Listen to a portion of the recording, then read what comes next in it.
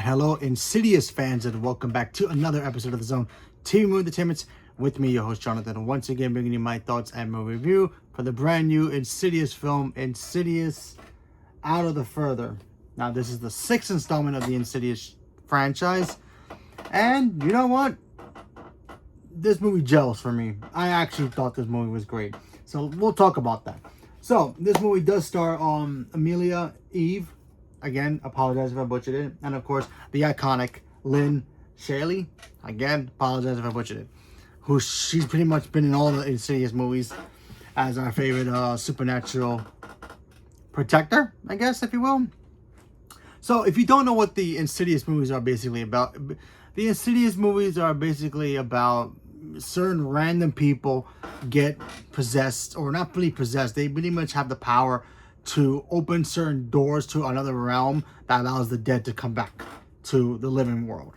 And that's exactly where we get our favorite new hero in the movie, Amelia Eve, who plays Gemma. And Gemma, grew up in a house with her mother, and, things were not exactly what you may call a happy home.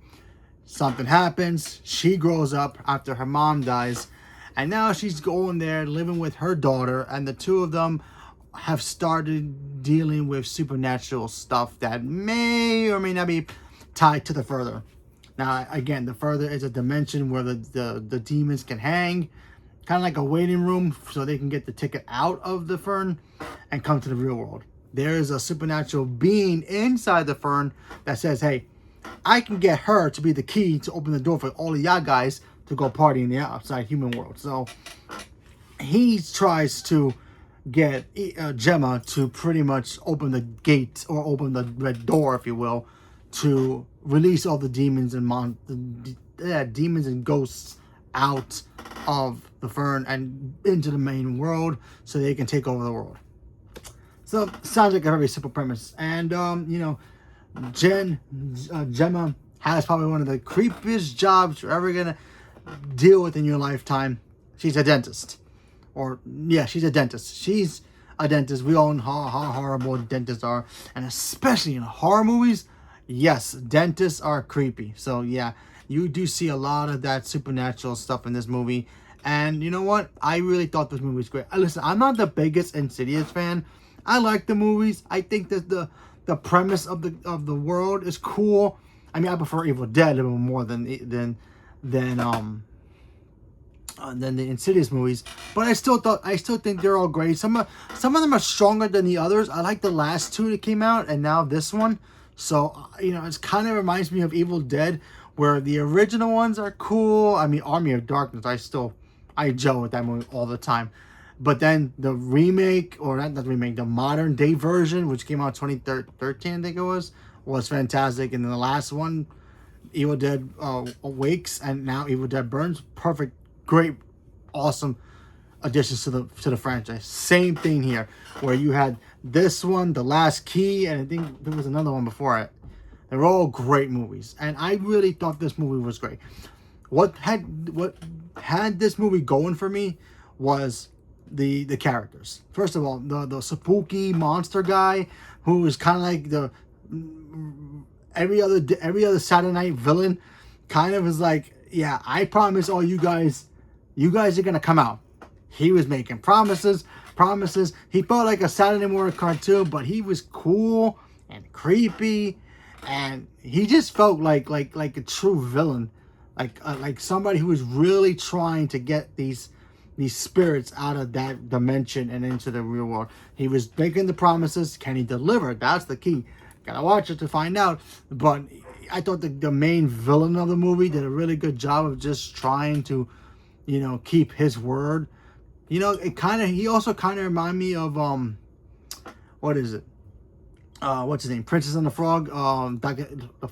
Dr. Follier, where he made his promises to the demon world, and they can come out if he gets enough something. Kind of like that, but we all know how that ended. So use your imagination. Anyway, I thought this movie had some pretty cool jump scares. Not that I got jumped, but they were pretty cool as well. And I thought there was some stuff in here that I was like, that was not bad. It had the creep factor. It had the elements that was like, okay, I can see where they're going with this. It kind of trying to change it up, which, normally when a horror movie comes out, sometimes you get the same shtick. It's like, again, you can tell if somebody's going to be under the closet or behind the closet or whatever, behind you after you close the closet door or close the mirror. You get that same trope. But this movie, they tried some couple of things that were a little different. The whole dentist scene, if you've seen the trailer, oh, that was creepy. But yeah, I thought it did a really good job here with that. So that was cool. The cinematography was great. I liked that stuff. But this movie does have its issues, and I'll get to that in a minute. So yeah, let me talk about the cast. Obviously, the actress who plays Gemma, Amelia Eve, she was great. Loved her. Lynn has always been great. Her character, is kind of like the gate guardian, if you will, of the Fern. Now, if you guys saw the last, I don't remember if it was the last one or the one before that, what happened with her in the last ones, you know where she's at now. And you know what? She kind of reminds me of a badass Terminator, just trying to kill ghosts and all that stuff. So that was, she rocked when she was on screen. Small role, but she still gelled. And heck, the girl had a boyfriend in this movie, and he wasn't a total waste. Because normally when you have this pretty girl who has a kid, and then the boyfriend shows up, it's like, is he gonna do anything? Is he gonna be any kind of help? And he actually was. And also the actress who plays Vixen from Legends of Tomorrow was in here. Marissa Redorn, probably butchered, I apologize. She was great as well for what role she had. So I thought a lot of people did gel in this movie. And yeah, I had a lot of fun with this. But like I said, there are some stuff in here that I don't like. Again, it brings back the trope of, the little jump scares here and there, looking behind your shoulder, then looking back, and then something that pops in you, or reverse, or whatever it is. And it kind of gets to that silly slapstick horror that's like, I hate that, especially when you're trying to get a cheap jump scare out of it, and it doesn't work. Again, I like jump scares that are actually going to make me go, oh, okay, I did not see that coming. And it just happens, and it's like, sometimes it doesn't work. Good thing the plot of the movie and the story behind it kept me engaged.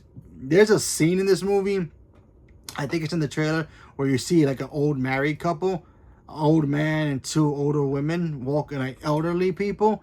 Oh my God, they're creepy. And the makeup designs were great. I thought that stuff was great. There's even a scene of a creepy woman with a smile with a shotgun in the trailer. That was a great scene.